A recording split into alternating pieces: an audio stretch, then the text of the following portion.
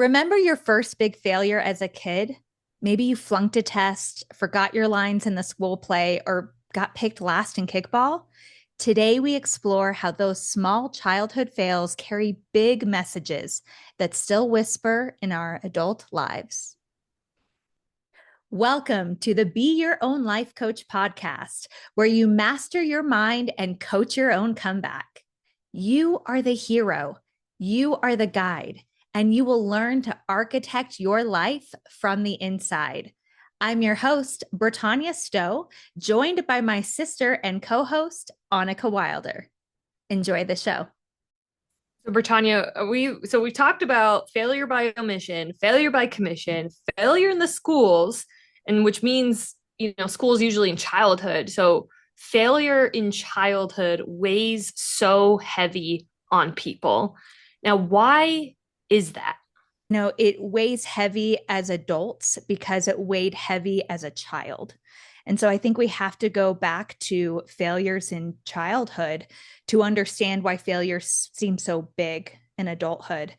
And one of those reasons is we, as children, we don't understand temporary and permanent.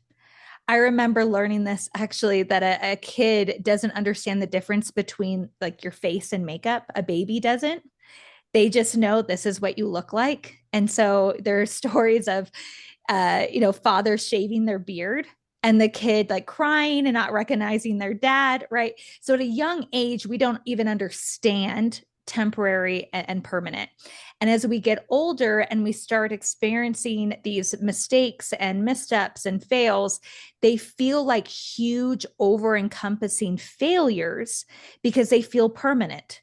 Like if I was unable to do this one thing, then I will never be able to do this one thing, or I will always fail. And there's just this heavy weight on this permanence. There also isn't a lot of life experience to fall back on to be like, oh, yeah, I made a mistake before and I know that I can bounce back. That's one of my huge things that I push is when I'm doing a coaching session and someone's like, I feel so stuck and I don't know how to move past that. I'm like, okay, well, let's actually look at a time in your life that you felt stuck and you did move past it. Children don't have that luxury. They have little lives and big feelings, and they're still trying to reconcile what that all means and what life is about. One other thing that I'll throw out there is also how we felt like the world responded when we were children. So if we made a mistake, say something small again, this happened to me. I remember we had spaghetti. Mom made spaghetti. We had spaghetti like once a week because it was cheap. And I don't know, messing around, getting the plates from the kitchen to the table. And I spun around really fast with the spaghetti on my plate. And the spaghetti flew. I held on to the plate, but the spaghetti flew and went all over the carpet. And I remember being so like mortified, and I'm like, I'm going to get yelled at. And often we did, when we broke something or we did something wrong, it was, why did you do that? But I remember this one particular time where dad saw it. And instead of getting so mad, like, you're so careless, Britannia, why did you do that? He said, hurry, pick it up before your mom sees. And it was just this like, hey, it's okay, you made a mistake, let's gather our things, let's keep going, let's have a nice dinner. Yeah, I love that. And kids do that all the time. Kids spill water, they're trying to be independent, and there's like these little mistakes all the time, and I have to catch myself when I talk to my kids because sometimes I'm like, "Oh, are you kidding me? You spilled again?" I just get so frustrated. But then it creates a harmful environment for them. Instead, that's okay. I make mistakes too because we know adults spill things too. It's not just kids. So who are we to say, oh, like, you idiot child for spilling it? Like, we all make mistakes. So how do you differentiate something that's just a childhood mishap because you're learning versus like an actual failure? Are there actual childhood failures?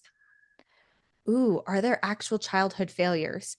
I mean, again, that goes back to one of our first episodes where I talked about how failure happens after the fact. So, yeah, there are some big things that happen that you could deem as a fail. But if you chose to respond in a learning way, then I feel like it's not a fail. But so we don't confuse our audience, yes, there are some failures that will carry on to your life and will echo throughout your life. And they show up in so many different ways. I know one of the big things for me was I became a perfectionist. So I would mess up once, I would do something that would be like a small mistake. But because of how I was received or told, like, stupid kid, I can't believe you did that, I all of a sudden realized, oh, I can't make mistakes. And so I became a perfectionist. I became a people pleaser. And my whole identity was wrapped around being perfect, because if I was perfect, then the people around me were happy. And if the people around me were happy, then they loved me. And so I took it to a whole nother level where I associated my perfectionism with love. And if I was perfect, I could then receive love. And if I was not perfect, I was unworthy of love. And so that's how it showed up in my life. But another way that, it could show up is if you make a mistake as a child, or had a big fail, and the feedback that you receive is not great, you may be afraid to get feedback. And critical feedback is incredibly important as a growing individual and as an adult, because we need to know, hey, was that a good idea? Like, how many times do we come together as sisters, as friends, and go, hey, I'm thinking about this. Should I do that? Or I did XYZ and I'd like some feedback on it, because we constantly want to grow and evolve. When you shut yourself down from receiving feedback, you can't grow and you can't evolve. Mm. Yeah, so those are some of the things that come to mind. That's so good. And what I'm hearing is that perfectionism is actually a trauma response Mm-hmm. because you're scared of making a mistake because whether it was your parents, a sibling, a grandparent, a teacher, like you weren't allowed to make a mistake. There wasn't a safe place to make a mistake. And some parents I know, like, some moms are more giving and forgiving, and some dads have higher standards. And I think for me, having three siblings older than me, I learned what not to do, because seeing how the parents would punish the three older siblings making mistakes, I would be too scared to make a mistake. And I struggle with perfectionism. And I also struggle with receiving positive or a criticism. Criticism? Yeah. Yeah, constructive criticism. There There we go. I can't even say the word. I struggle so much. So, but I struggle with getting constructive criticism, and even like from my own husband, who's coming from a loving place. And I would ask, what could I do better? I would even invite the question, and as soon as he tells me something that I could do better, I shut down.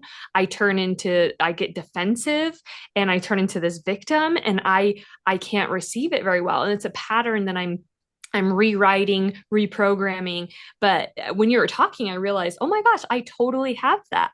I totally have this. Like, if I mess up one time and I wasn't received well, like you said, then therefore, I need to be perfect to be received better. And so, children who are striving for perfection is actually a traumatic response or a fear response. Mm-hmm. So instead, and I heard this from a famous like TikToker, can't remember his name, but he said that his daughter did like some kind of sport or tournament, and she won. And she was asking, like, hey, are you proud of me that I won? And he said, no. He said, I'm not proud of you that you won. I'm proud of you for trying. I'm proud of you for putting the effort in. I'm proud of you for doing your best. I'm proud of you for even doing it in the first place. Whether you win or lose, I will always be proud of you because of, what you're doing. Because if she lost, and she has this mindset of, oh no, he's not going to be proud of me because I've Mm. lost. So instead, it's, no, I'm not proud of you because you won. I don't care if you won. That's great. Like, that's really cool. But it's not about that. I'm proud of you because you put effort into it. I'm proud of you because you tried. Mm. And I think we should also talk to adults that way and our significant others and making sure that we're expressing that we're proud of them, even when they didn't win, even when they didn't succeed. I think we often, go, oh, well, we're adults now. And so we treat them different, but actually, we're still children in many ways. And so I think also talking to your significant other or the people you love in that same manner will help support them and help them feel safe. But I think it'll also help heal some of that trauma that we hold on to. I agree. But with that said, there's a huge controversy about this. How do you feel about participation trophies? Uh, okay. So I don't think we need a trophy for everyone who plays. I don't. I think that just like when you go to the Olympics and there is a gold and a silver and a bronze, we need some way of recognizing the elite and the work they put in. And I'm not saying that those who win put more work than the others, but we need to stay in celebration of those who hit records. We can still say, great job, you made it to the Olympics, or you showed up for the game. Not everyone needs a trophy. If everybody is awarded a trophy and told that they are the best all the time, then they won't strive for more. Like, where is that benchmark? If you're telling them, oh, you've already got a trophy, you've already succeeded, well, now you're teaching children that they don't need to work for anything and that they are perfect just showing up. Showing up is just half of it, it is not all of it. That's so good. So tell me about a time where you feel like you completely failed in childhood. And this could be high school too. Okay. So there's one story that comes to mind immediately. And it's a story that you've heard before where I tried out for the basketball team. So I have never played basketball in my life. I was a freshman in high school. I didn't even really exercise. And I thought I could make the basketball team. So I went out for auditions and or tryouts, auditions, and I, showed up every day for a week and had my little running shoes. I didn't have basketball gear. And I tried out and I showed up 100%. I gave all my effort. I got really aggressive when it came to like keeping the ball away from other players. I would like throw elbows and I would just get really into it. I'd always shoot for a basket and I was a great team player. And so when they came out with the roster of who had made the team, I was so excited. I was so sure I'd made the team. And I go and I read and I'm scanning and I'm like, do they not know my name? Did they put a different last name? I was so confused. And even going to the very bottom where they had listed, like their alternates, the people who didn't really make the team, but they're on the team, my name wasn't there. And then I realized that my name was the only one not there. So it Oh, must have been an error. It must have been a typo. There's no way that every single girl who tried out for this team made it and I didn't. So I walk over to the coach's office, knock on the door, and I go, "Excuse me, coach, I think you messed up. My name is not on the roster." And the coach just looked at me like it'll make me emotional just thinking about it and said, "Not a typo, not an error. You didn't make the team." And I was just devastated and shocked. And I remember feeling so defeated. And as I started to walk away, I was like, this can't be right. I'm like, are you sure? Like, what did I do? What could have I done? And she said, well, you're out of shape. And you are way too aggressive. You can't punch people and grab the ball. And you don't know the rules. You don't know how to play basketball. And she's like, so simply, you can't play. And I said, okay. And I remember having to tell my parents that I didn't make the team and my friends, and just feeling so devastated and thinking about the feedback that they had given me And I remember thinking, well, I can't let this be how I live. I cannot be the one person who didn't make the team. And so even though I was embarrassed and even though I didn't know how to play, I asked my dad to take me and drop me off at the gym. And so every day I went to the gym and I took my basketball and I would practice shooting and I tried to run drills because I don't really know what I'm doing. I don't know if I was running them very well. And one day at the gym, this man, he saw me and he said, "What are you doing?" I said, "Well, I'm trying to learn basketball because I'm the one person who didn't make the team." And that was hard to say out loud, right? To like, I suck so badly that I'm the only one who didn't get cut or didn't make it that got cut. And he said, "Well, are you willing to put in the work?" And I was like, "Yes." He goes, "Are you willing to learn? You're going to learn the rules? Are you going to listen? Are you going to show up?" And I'm like, "Yeah, I'll do all those things." He's like, "Okay, then I'm going to coach you." And for an entire season, this man showed up twice a week and coached me on basketball. And I continue to learn his drills after months later. I could not prove that year that I wasn't a failure. I had to sit through the entire year, the entire team, all my friends, thinking that I am just an awful athlete and that I am not good at basketball. And I'm the only person not good enough to make the team. But what I did behind the scenes prepared me for my next opportunity. So the very next year, my sophomore year, I tried out for the basketball team. I wasn't afraid because I took the experience and I learned from it. And I tried out and I made the team and actually went from being at the bottom of JV to becoming the most improved player and becoming an alternate for the varsity basketball team. So it's a beautiful story of a huge fail that I experienced and a huge win, which was taking that experience and learning from it. And the reason why that one comes to mind is our dad actually tells that story. And he said that he's so proud of me, not because I made the team the first year, because I didn't, but because I took that fail and refused to accept it as the end of the story. Mm. This is so good. And kudos to that guy, first of all, whoever he was. Yes, Angel, wherever you Yeah, are, I'm so grateful for you. that's so cool. That's like one of my favorite parts of the story, besides like your tenacity. Now, let me tell you a story that is a very different, very similar situation with a very different outcome. And then I have a question for you. So I never tried out for basketball. I knew I would not make it the team of basketball, but I played soccer for a couple of years in North Carolina where everybody made the team.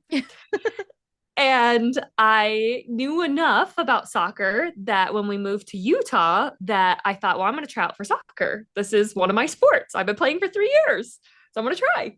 And I show up during the summer auditions or tryouts, whatever they're called. Dad or mom dropped me off, and everybody on this field was playing like they were playing in the womb.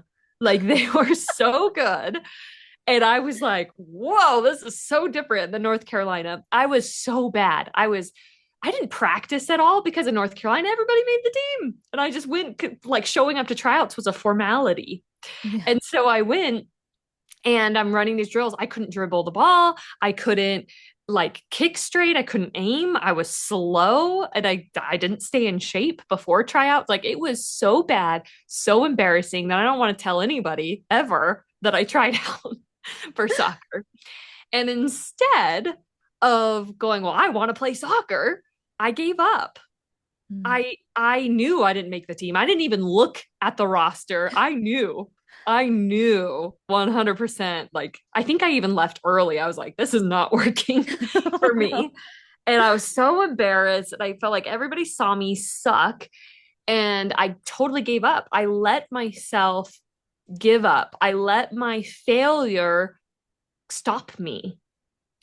And instead, I tried out for lacrosse where everybody made the team because it was a new sport. And I ended up loving lacrosse. And I also ended up finding out that I'm better like with my hands, like coordination with my hands than I am with my feet. But these are two very different stories. Two women in high school trying out for a team, both failed. One quit, and one saw it as an opportunity to try harder and to keep going until you make it. So you've had this ability to coach yourself all along. So, how do you extract what you've learned so early on to tell the average Joe or Jane like us how to not let that failure that you've been holding on to for so long not stop you any longer? Mm, yeah. So you're asking how can we take the childhood experience and allow it to positively impact our adulthood? So, let's go back to the fact that we have two very different experiences. Let's talk about our childhood a little bit more. And the tale of two, instead of the tale of two cities, it's the tale of two sisters. Annika, you were an A student early on. You were used to succeeding. You were well accepted into your friend groups. You were always teacher's favorite and perfect. We talk about this perfection in many ways. And in my childhood, I remember not being that way and failing more often while I was younger. Part of that was stuff that I did myself, and part of it was things out of my control, like having health issues and struggling because of my health issues. And so I was used to failing. I was used to things not working out and having to rely on some internal strength to get to where I needed to go.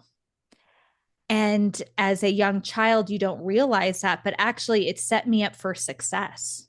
It set me up to understand that my failures were not the end. And unfortunately, the first time that you experienced failure was in high school. And I had experienced several failures before then. So, as an adult, I would say that, what is one early failure? Like looking back, if we're going to coach ourselves, looking back into your life, what's an early failure that still makes you cringe today? What's something that uh, kind of like, ooh, I did not show up for that. And I encourage you to go back in your mind to that experience and ask yourself, how would you have liked to show up for that? So, hearing our two stories, Annika, knowing what you know now, looking back at your childhood, how would you have handled not making the team differently? Yeah, I think I would have identified what I really wanted. And I mean, and I don't want to blame because blame is lame, but I don't think I had any mentor, like adult mentors, parents, or teachers that kind of would coach me and say, well, what do you really want? Like, do you actually want to play soccer? Or are you just doing it because your older sister played soccer or because you did it in North Carolina? Like, what is your motive? No one really asked me what my motive was. So I think it's really important to dig deep and figure out what your motive actually is. And maybe I didn't make it because I didn't actually want to play soccer. Like, that could have been the reality of it.